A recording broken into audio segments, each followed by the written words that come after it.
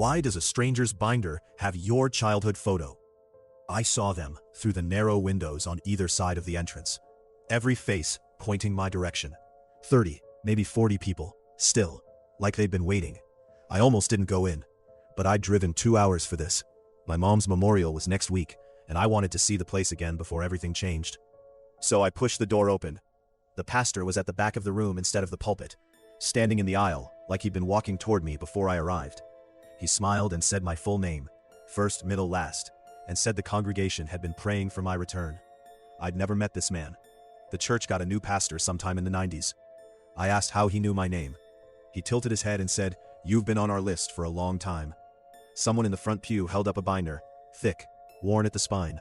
The open page had a photograph paper clipped to it. Me, maybe 10 years old, standing outside this exact building. Below it, a handwritten log, dates going back decades.